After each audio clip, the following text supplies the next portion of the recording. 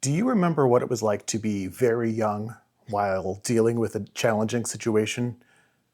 You might not have a full grasp on what the challenging situation is. You might not have a full grasp on the big feelings that are coming up within you, much less the big feelings of your family around you. Everyone is reacting differently. What do they really mean by these reactions? In Jimmy and the Pulsating Mask, the game takes place in 8-year-old Jimmy's head as he tries to understand the world around him. The game follows dream logic, but through how Jimmy interprets the behavior of the people around him, we can get some idea of what they're really thinking and feeling. But is it a good game? Bloop boop boo. Bloop doop doo. Bloop doop da boo. Hey, I'm Michael. I'm going to jump ahead of the scores that will show up at the end of this review and say that I think Jimmy and the Pulsating Mass is a good game. It's really successful in its storytelling, and I think its payoff is well earned. Jimmy and the Pulsating Mass was developed by Kasey Ozymy and was first published in 2018 on Steam. Publisher Electric Airship sent me a review code for the console version of this game, which has some updated features and new content, and that came out earlier this year in 2026. All of these opinions are my own, though. Jimmy and the Pulsating Mass is an RPG Maker game, and it's clear that it owes a lot of its design to Earthbound and the rest of the Mother series. Neither of those points is at all negative. If you can put together a good game, then I don't care if you use a tool like RPG Maker, and I don't care if you wear your influences on your sleeve. An interesting conversation could be had at some point comparing wearing your influences on your sleeve, which I like, using a tool with built-in assets and code like RPG Maker, which I have no problem with, and using generative AI, which actually is just stealing from other people and remixing that content, which I loathe. But that's a discussion for another day. But anyway, back to Jimmy and the Pulsating Mass. Let's break it down a bit in a spoiler-free way. Since Jimmy and the Pulsating Mass takes place in the mind of an 8-year-old boy, not everything makes perfect sense. The pacing gets a little, and then this happened, and then this happened, but that's what it's like to talk to a little kid as they're telling you a story, so I don't fault that. The game is also full of tropes, but it makes sense that a kid would jumble around ideas from the cartoons he watches, the movies he watches with his older brother, or the video games he plays with his uncle. The world of the game is full of these mishmashes of references, and the tone is appropriately all over the place with its dream logic. The one downside of the game that's really holding the story category back is in its writing. The ideas are all good, much better than anything I could come up with myself. But the words on the screen have a tendency to be more than a little bit long-winded. Conversations or text descriptions go on for just a bit too long. Sometimes that's the joke, like with the NPC information guy, but the game doesn't really nail that joke, and I still usually feel more annoyed than entertained by long stretches of text. I think a firm editing hand could have really made the writing in this game sing. The characters in this game are all pretty much excellent. Jimmy, like many RPG protagonists, is silent, but since we see the whole world through his eyes, and it's shaped by his imagination, we don't really need him to talk. One of the most interesting things in this game, which we'll touch on again in the design and gameplay categories later, is that Jimmy uses his empathy, which some might call an overactive imagination, to transform himself and take the forms of different people or creatures. These different forms change his appearance, they change his moveset in battle, and they factor into puzzle solving on the map in towns and dungeons. Jimmy is exploring the world through what he imagines these different characters would see, do, and feel. I think it's entertaining, though, that no matter what shape Jimmy has taken at any moment, the other characters see him as the same 8-year-old boy that they've always known. They don't see the slime monster or the vampire, they see Jimmy. The majority of the rest of the playable characters are Jimmy's family. We start the game paired up with Buck, Jimmy's punk older brother. We're also joined by his mom Hilda, his dad Andrew, and his uncle Lars. His favorite stuffed bear, Jonathan, is a party member too. All of these characters go through significant changes throughout the game, and they're really compelling. There are 2 more playable characters, but to talk about them here would be a spoiler. The villains are also pretty strong. I won't talk about many of them, but I will mention a gang of thieves led by Punch Tanaka and his 3 highest-ranked cronies, Dee Dee, Johnny Knives, and Big Enormous. They're really fun recurring characters. The big bad of the game, once you learn about it, really effectively feels like a threat. I won't mention what it is here, but it's definitely ominous. The NPCs are mostly great too. At first, most can seem just like quick one-off characters, but many actually stay relevant in the plot and have important story beats. These beats help to show how Jimmy thinks about things in the real world. It's clear that Jimmy is a boy who listens carefully, and even if he doesn't get all of the facts exactly right, he gets the feeling of what's going on around him. Unfortunately, a lot of this stuff can be easily missed. I recommend looking up a guide to make sure that you're not missing any story beats. If not that, at least make sure you return to old locations often and test out different transformation skills at suspicious-looking spots. One recommendation: check mirrors and other reflective surfaces. The more I talk with people about the graphics of different games, the more I'm finding that people have very different tastes for graphics. Personally, I almost always prefer 2D graphics that are trying to make an artistic point to 3D graphics that are only trying to look realistic. That's not to say that realism isn't an artistic point. It can be. But for that reason, and because I don't really know enough about graphics to say much more, I want to let you decide what you think about the graphics in Jimmy and the Pulsating Mass. As I mentioned before, this is an RPG Maker game, and the visual aesthetics are obviously inspired by Earthbound. I don't think this game is trying to hide its inspiration. The style based on this inspiration works well to tell this story. Also, there are fun changes in graphical style at 2 points in the story, and it's easy to trace how Jimmy would have the idea for part of this world to have that style. I'll leave that as a surprise for you to discover.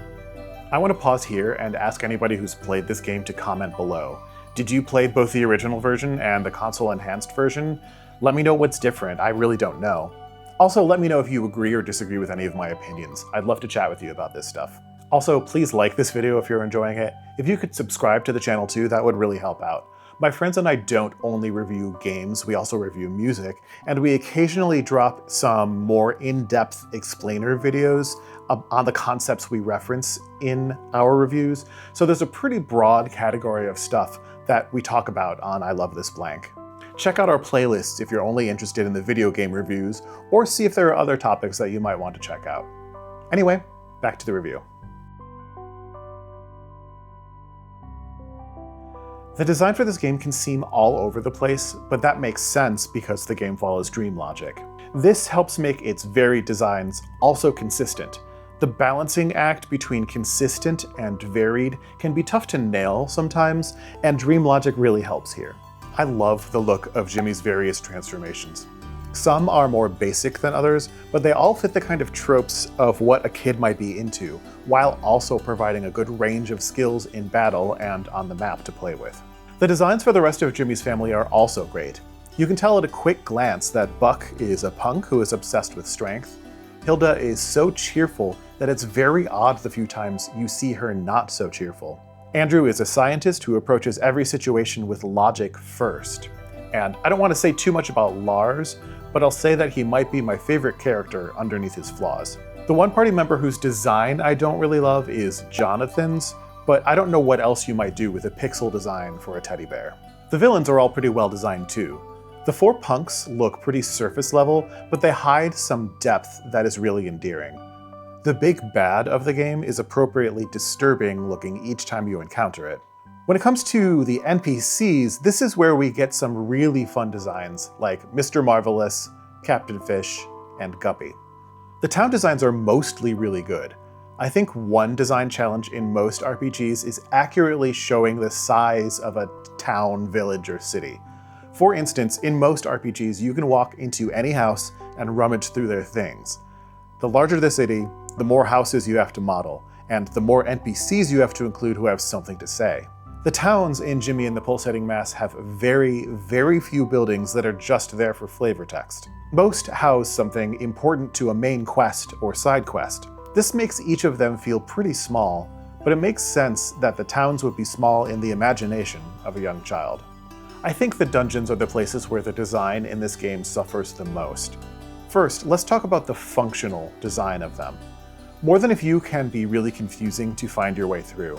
The puzzles help to keep this lively, but some puzzles are actually really difficult or have solutions that I might never have thought of. This is another reason that I recommend you play this game with a guide. However, some dungeons are very straightforward, with almost no branching paths to explore at all. These also tend to be the dungeons that have the fewest puzzles. That makes these dungeons feel like an afterthought, as compared to the few dungeons that are over-designed. Almost all of the dungeons have one more issue in their design: what they actually look like. I mentioned in my first impressions video on Jimmy and the Pulsating Mass that they fixed the issue that some of the dungeons in Earthbound have, which is dungeons that are just maze-like corridors with very little to look at as you explore. I stand by that. The dungeons in Jimmy and the Pulsating Mass are almost never just a bland tunnel. I mean, you do go through an abandoned subway tunnel at one point, but the design is such that it ends up not being bland. The issue is in the things that decorate these dungeons. As this game focuses on a child dealing with a tough situation, there are many nightmare-inspired dungeons. I especially like when a dungeon map slowly morphs from a pleasant area into a nightmarish one. The issue is that these nightmarish locations are often littered with things like giant meat cleavers stuck in the ground. I can get the idea of an 8-year-old thinking a big knife is scary, so a scary location might have a lot of knives. But the issue is that this just doesn't work well, in my opinion, for the actual game. Would there really be that many knives? Maybe just one looming in a dangerous spot. I don't know. I'm not a designer. But issues like this crop up in many dungeons. The last design subcategory that I want to talk about is the monsters. The game mostly knocks these out of the park. There's a huge range of fresh takes on expected RPG monsters, extremely goofy monsters, and truly upsetting looking monsters. My slight disappointment here is that so many of the bosses in the game just end up feeling like Monster of the Week bosses that have little connection to the main plot when they're not the big bad directly themselves. It's not enough of a point that I feel like this subcategory should have any fewer than a full 5 points, though. As I won't shut up about in most of my videos, I'm a composer, and I often have a lot to say about the music in a video game. Jimmy and the Pulsating Mass is no exception. But I want to first quickly talk about the sound effects in this game. They're really effective in a cartoony way, and I really enjoy them. As for the music itself, I always break this down into the song's composition and the song's instrumentation. The instrumentation in this game is really strong. The instruments fit the character that the music is trying to portray. Like, when the music is silly, the sounds are also silly. When the music is spooky, the instruments used are also spooky sounding. This game doesn't fall into the trap that bugs me about a lot of games. When it uses synths, they mostly are not trying to sound like specific acoustic instruments. The synths sound like this sentence is so hard. The synths sound like synths themselves. The synths sound like synths themselves, not like stand-ins for acoustic instruments. There are synths that sound really close to their acoustic instrument counterpart, and those are almost always fine when they appear in any game. It's the ones that don't sound great that are usually the problem. And when these instruments that don't sound great are used in Jimmy's score, it seems to me that they're used intentionally. Ozymy's music for this game is almost always effective and usually really fun. I still think of it mostly fondly, but my issue with a good number of these tracks primarily boils down to a difference of stylistic interests. Ozymy seems to like a lot of notes. Long stretches of a bunch of these songs sound like improvisation. I mean, it sounds like improvisation by a talented musician, sure. Many of these instruments are absolutely shredding. This can often be really effective, especially in electric bass sounds. However, you might have heard me say on this channel before that showy solos on any instrument, in any style, tend to not be my cup of tea. To me, it can sort of overshadow the melodic and emotional content of a piece of music. I don't think most of the music in this game has this problem, but some of it definitely does. Beyond extensive solos just not being to my taste, I think that they can cause another problem. They can make songs really difficult to sing along with and get stuck in your head. You don't always want the songs you write to get stuck in the listeners' heads, but I think you often do. Again though, these are some great songs. Playing in the background of this video is my cover of the song Let's Color Today. It's a fun, energetic, sunny song in the game. My intention was to slow it down and mellow it out just enough so that it wouldn't be too distracting to function as background music while I spoke. Turns out this brought out a latent sadness that I wasn't intending, but it kind of works, so I don't hate it. You know what? In general, I find the gameplay of this game to be really good. This goes to show that you don't need a fancy AAA game with envelope-pushing battle systems to do something compelling and fun. It helps that everything in this game just works. For starters, and importantly, the movement feels great. I never have to struggle to just walk around the map and inspect various things, which is a thing that I've been running into a lot as I review RPGs from around 96 and 97. When it comes to the battle system, this game does a lot of things right. I normally don't focus a lot on status effects in RPGs, which I know often keeps me from really elite play, but the battles with their buffs and debuffs are really fun in Jimmy and the Pulsating Mass. Another thing that's great is you don't have to fight every random battle. When you're walking around a map, if you see a green exclamation point over your head, you have a quick moment to press a button and skip the battle. You only have this option if you're at a certain experience level for the area though. If you see a red exclamation point, that battle is required. I found that very little grinding was required. If I needed to at all, I could just fight a few battles until the red exclamation points became green, and I was typically at a good level to face the boss at the end of the dungeon. However, I did get tired of the battles by the end of this game, but it's incredibly rare that I don't feel that way about an RPG.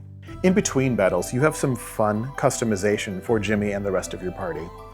You can set 2 active skills and 1 passive skill that are available in every one of Jimmy's forms, no matter what form he's using. You can set more that Jimmy can use in his normal human form.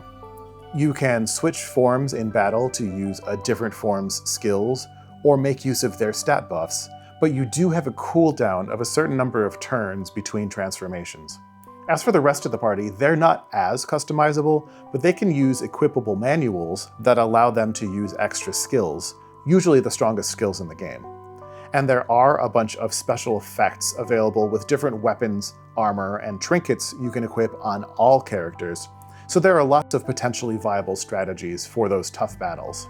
Speaking of tough battles, yeah, this game is tough. I played it on easy mode, and a good chunk of the bosses were still difficult enough for me that I just barely eked out a win, breathing a huge sigh of relief when I finally did win. There were, I think, 4 different bosses that I did have to fight several times because I kept losing, even playing on easy.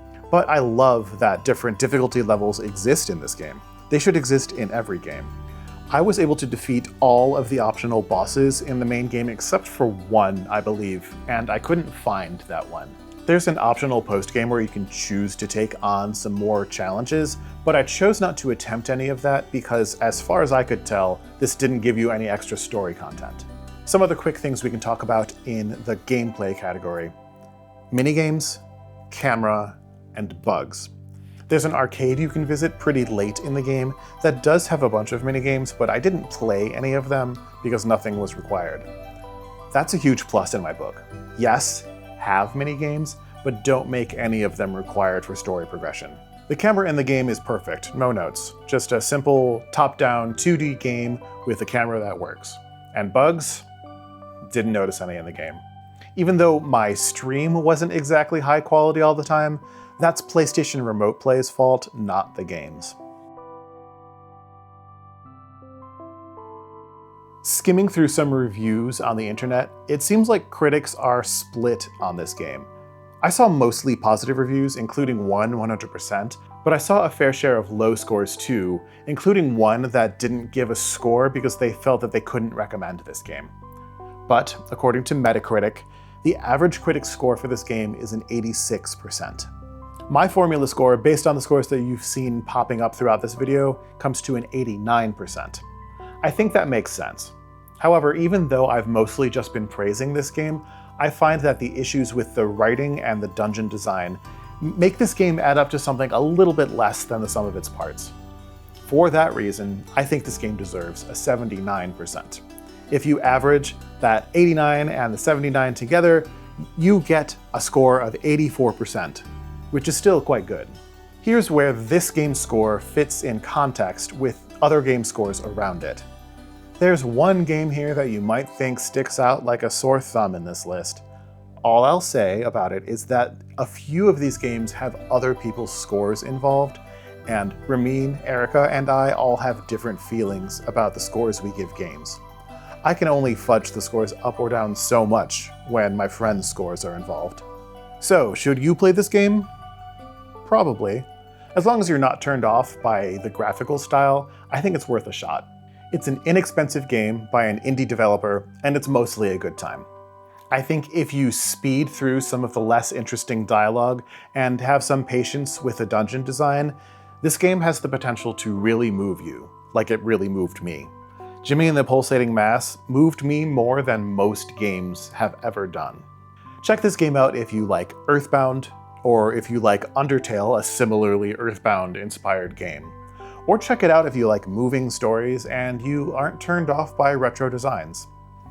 Anyway, thanks so much for watching this video. Again, please like this video if you liked it. Share with your friends, subscribe if you feel like it. Up here is a link to another RPG that you might not have heard of, Azure Dreams. And down here is a link to the rest of the video game videos, mostly reviews, but some other discussions as well. That should be about it. Maintain your groovy selves.